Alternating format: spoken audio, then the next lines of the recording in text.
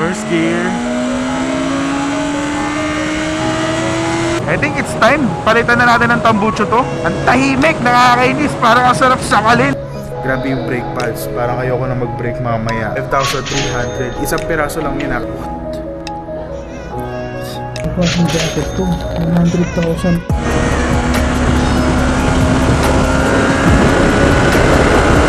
Pwede pa check kung flat? Oh, ano to?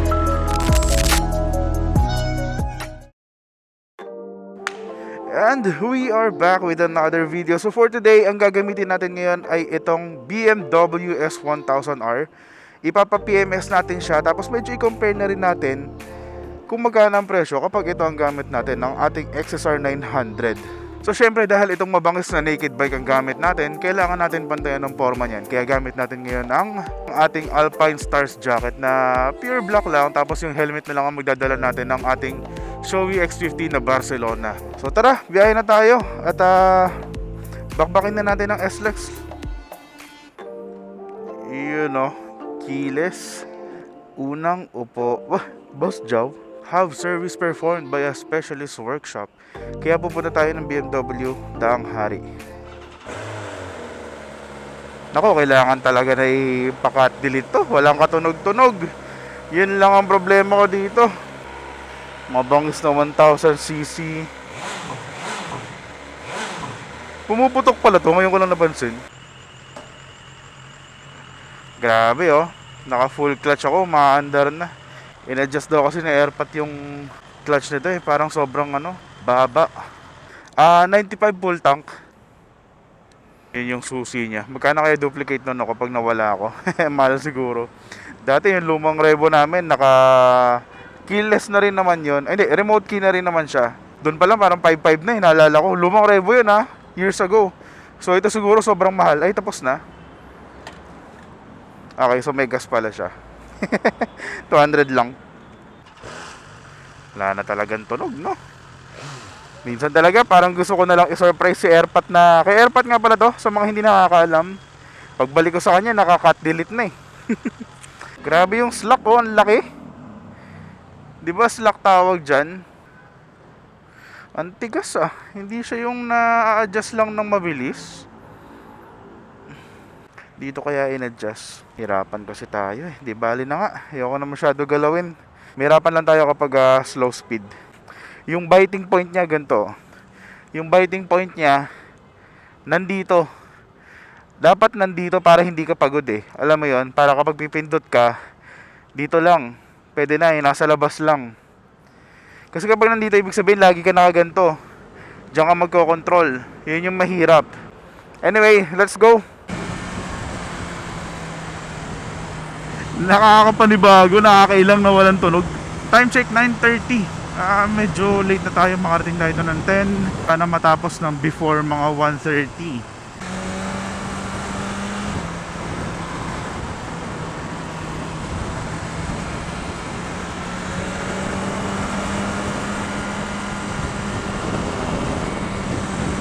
Daming tao sa baba pero naka big bike naman tayo no?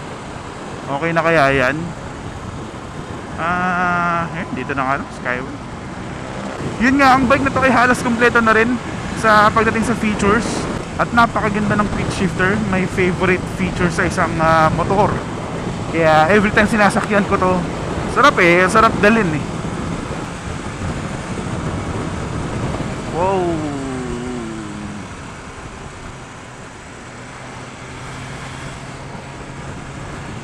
Ako pala nagpapa-PMS ito ngayon kasi syempre busy si Airpat.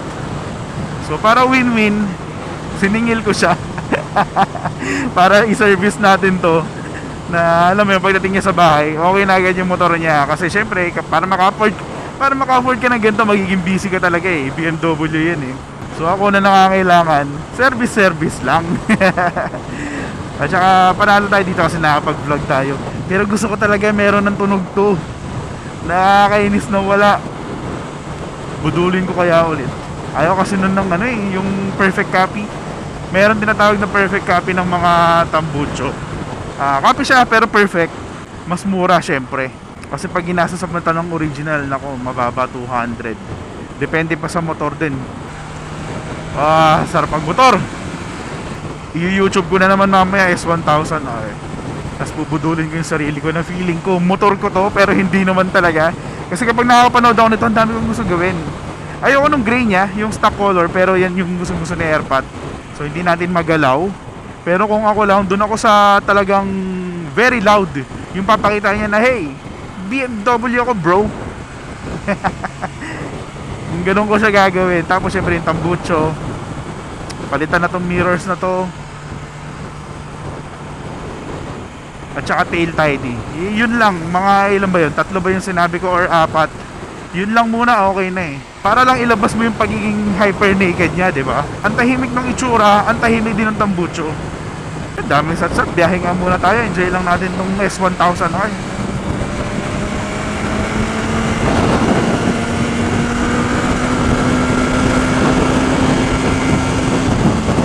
Tagal pumasok na na.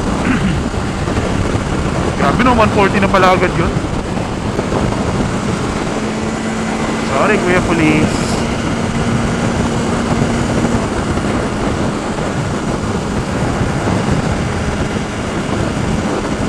Ganda na ito pag naka-ND filter, yung mga gantong view, tapos maliwanag.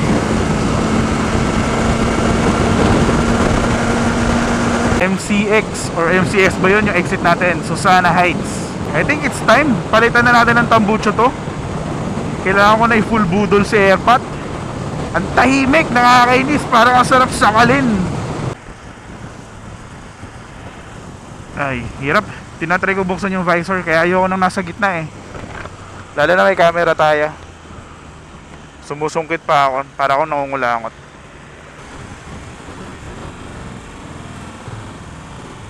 Oh. Papanood ko lang sa Facebook yung mga katulad mo ah. Ginawa mo na agad. Hindi ka pa makapili ng lane mo, ano ba? Sa babusinan nito. Huwag na nga, baka magbaril tayo. Pero di talaga marunong mag-drive to.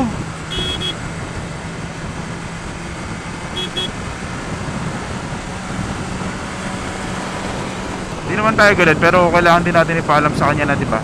Pili siya ng lane niya, drive siya maayos. Public road to eh. Anyway, yun nga, medyo curious din ako kung magkano kaya aabutin ng PMS natin mamaya. So gusto ko lang malaman kung magkano yung normal nila. Kasi sa Yamaha nga, 5 to 10k.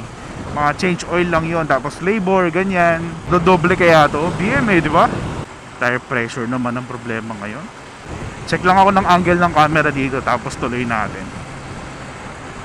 Grabe mga lubak dito, di ko na miss. Ang ganda sa Switzerland. Stop immediately, check tire pressure. Pulaw. Ba't ganun? Nakakatakot naman to. Oh, ano to? Butas ba to? Pero hindi naman malambot eh. Pero ba't may ganyan? Pahangin na nga lang din tayo. Ano ba yan? Saan ba pahanginan dito? Boss, pahangin lang din po. 30 lahat. Kahit 32 pala siguro. Tama ba yun? 50? Di ba sa sabog to? Actually, speaking of pagsabog, may sumabog na gulong ng truck doon. Ngayon lang. Nagulat ako, akala ko ito. Kasi nga parang feeling ko ang laki eh. 30 lang ako sa Montero. Naku, naka-BM pala tayo. Kailangan ko mag-tip ng 50. Pag XSR 900 gamit ko, ano lang eh, 20 lang eh. Oh, 35. Mas mababawasan pa pala. Okay. Basta sigurado na may hangin tayo. Okay na yun. Ito po, thank you. Ay, exit na rin pala agad. Lapit lang.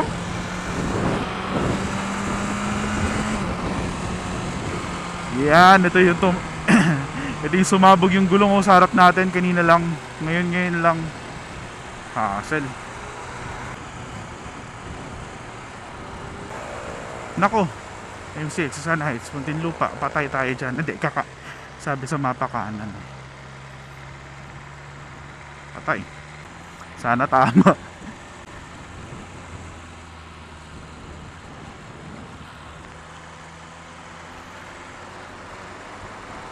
Oo.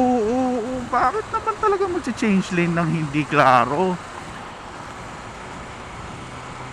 Nakakarami tayo today ah. Tapos sasabihin ng iba, Blind spot daw yun. Alam nyo, yung mga blind spot, tinitingnan yan. So, tinatawag lang yan na blind spot kasi hindi kita sa side mirror. Hindi ibig sabihin, pwede ka na maging blind. Yung iba kasi gusto, dahilan yan eh. Sobrang triggered today. Sorry na. Stop muna tayo dito. Check ko lang yung Waze kasi may exit na in 1 kilometer. Oh, 7 minutes na lang. By the way, sa mga hindi pa nakakapanood ng ating Switzerland vlog, so please watch. Hindi yun motovlog pero grabe yung lugar na yun. Napaka heaven talaga. Ang ganda.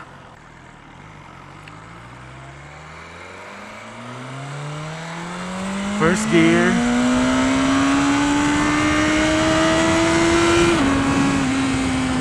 One 106, 110 first gear. Yung XSR 900 natin parang 107, 108 eh. Mga ganun lang din.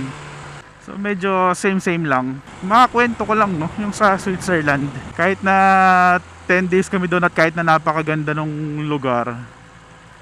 Sapat na yung 10 days talaga. Akala ko hindi ko mamimiss magmotor pero nakakamiss. Iba rin talaga yung hampas ng hangin kapag nagmumotor ka. Tire pressure does not match set point. Okay lang naman yun kung iba yung set point.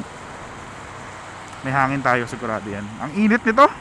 Marami nagtatanong nito sa XSR kung kumusta yung init ng motor na yun. Wala talagang kaano-ano yun. Wala akong angal sa init dun. Gustong gusto ko. Sa Hyper at saka yung Ducati na Hyper Motard at saka itong BMW, ramdam ko ngayon ito. Yung Hyper mainit talaga for sure. Ito ngayon ko lang siya na feel. Magandang negosyo tong sinaservicean ko sa Airpat kasi kunwari 15k yung PMS dito, di ba? Singilin ko siya mga 45, ganun. Konting tubo. Kahit walang tunog. Tara, pa-PMS na tayo, tapos balik tayo mamaya. Ganda. So, tingin-tingin lang tayo. Tour ko lang kayo dito. Yun, ito hawig siya ng F900R. Hawig siya ng S1000R. Dahil dito sa headlight. Siyempre, the famous S1000RR. Ito, grabe. Bago bumili sa Airpat ng S1000R, pinag-iisipan niya kung double R or itong single lang, yung pinapa-PMS natin ngayon. Napunta siya sa single R sa kadahilanan lang na masyadong yukuto. Grabe, no? Pero, syempre, yun nga, yung kapalit mo dyan, hirap ka dyan, lalo na dito sa traffic sa atin sa Metro Manila. Pero pogi ka. Pero hirap ka. Grabe, isa pa nga, ang ganda eh. Tapos ito, ganito yung mga tipo nating bike. R90, option 719. White frame, ano ba tawag dito? Boxer engine. Pow! Pero grabe ito boy.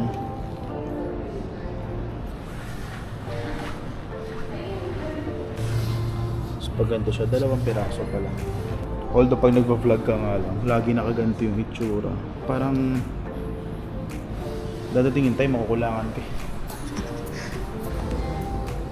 Mas type ko tong white kaysa dito sa may blue. Candy blue kasi siya pero maganda pa rin naman. Anyway, napakita na sa akin yung presyo nung ating PMS for today. So, pakita ko dito sa inyo sa screen. So, change oil, pumapatak ng 3,000 pesos, pwede na. Gasket ring, 115 lang. Brake cleaner, 1,000. Oil filter, 2,000. Grabe yung brake pads. Parang ayoko na mag-brake mamaya. 5,300. Isang piraso lang yun kasi yung likod lang daw yung napudpod. Yung harap, pwede pa. Or baliktad. Basta isang piraso lang. So, 5,300 na agad yun. And then yung labor, 3,000 pesos. So, ano sa tingin nyo? BMW price na ba yun? Hindi kasing mahal nung ina-expect ko na abot ng 25 plus. Pero nasa 15,000 na tayo. So definitely nasa double-ish na yung presyo kapag kinompare natin sa XSR 900 natin na Yamaha. Meron din para silang mga jackets dito na ang gaganda. Pamporma talaga. Ito, grabe yung kulay nito. Bagay sa atin to. Damn, magkano kaya mga ganitong jacket nila? What? Anong klaseng jacket to? 100,000 plus.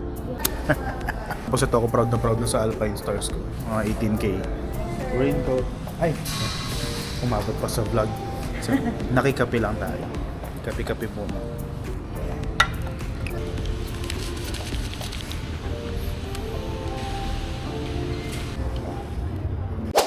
Nababago kaya nila yung clutch. Kasi pinabalik ko to sa ano eh, standard eh.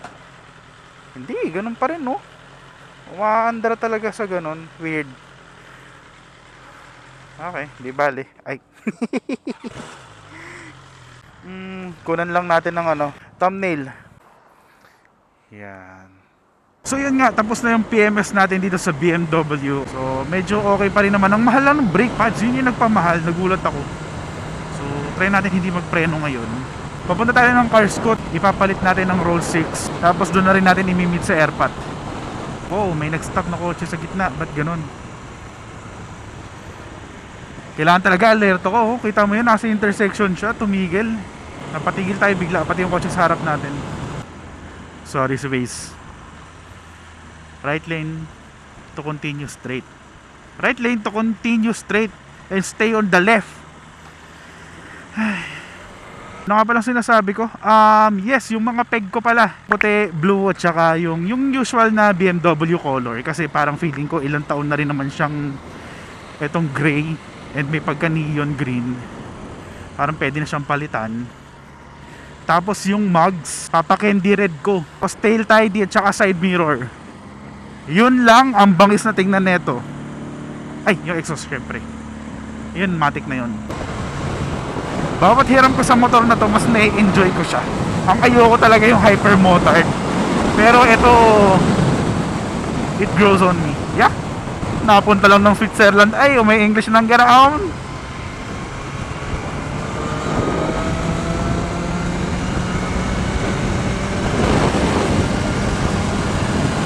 Ay, grabe.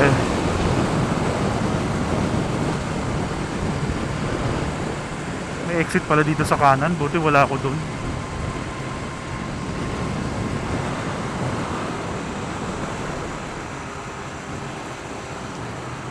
Shucks, wala akong makita. Yung mata ko pang maliwanag pa. Di ba yung mata natin matagal yung mag-adjust eh kapag from super liwanag. Sana lang talaga may tunog to. Grabe, ang sarap. Ramdam ko yung smoothness nung makina niya, nung andar niya. Siguro nakalimutan nila i-adjust to. Law eh. Hindi ko tanggap eh. Oh. Kita niya yan. Dapat talaga may slack pero not this much. Masyadong grabe. Sumisigaw yung engine. Pero parang naka face mask. Ayaw iparinig. Wala pa kasing exhaust.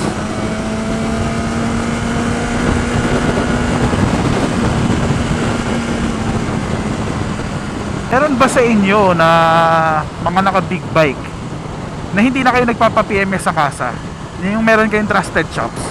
Kasi kami wala kaming alam kung hindi Carscoot. Carscoot is a little bit expensive compared dun sa iba. Pero wala rin kaming alam na iba masyado na malapit sa Makati or Manila. Parang minsan kasi nakakatambad na pumunta sa kasa katulad nito, malayo-layo. Kapag matagal yung PMS, mag-aantay ka. Kapag kailangan mo iwan yung motor mo, mag-grab ka, ang mahal-mahal. So baka meron kayong ma-recommend na malapit na mga Carscoot level siguro sana. Kilala, trusted, subok na. Near Makati at saka Manila. Yan, ganyan. Baka pwedeng maging ano na tayo. Alagang kung ano man yung pangalan ng shop.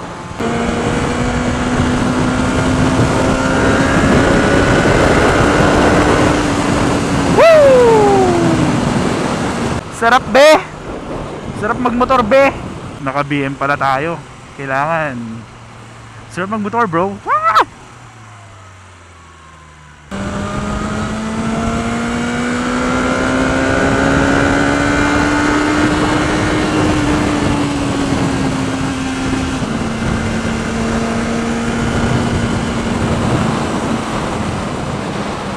Grabe. Another day, another vlog. Joke lang. Kakanood ko kay paring Hype yan eh. Kaya parang yun na lang kaya intro natin, no?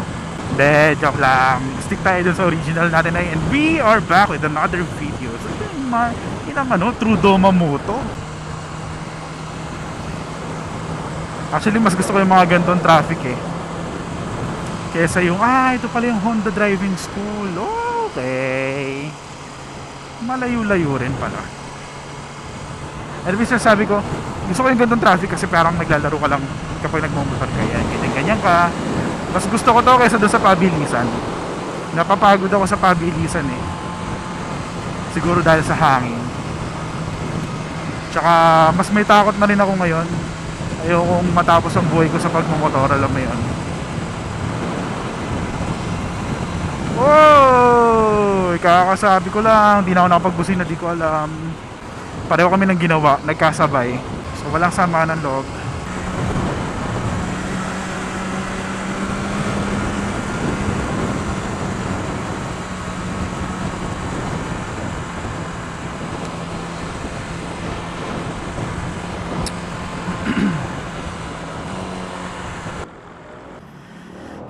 So nandito na tayo at nandito na rin sa airpot. Usap lang kami dito saglit. Pero dito na natin i-end yung vlog. So kung umabot ka sa part ng video na to, salamat. Please don't forget to like, share, and subscribe para lumago pa ang ating channel. At mas marami pa tayong vlogs na dumating. So again, salamat. Ride safe always. Peace.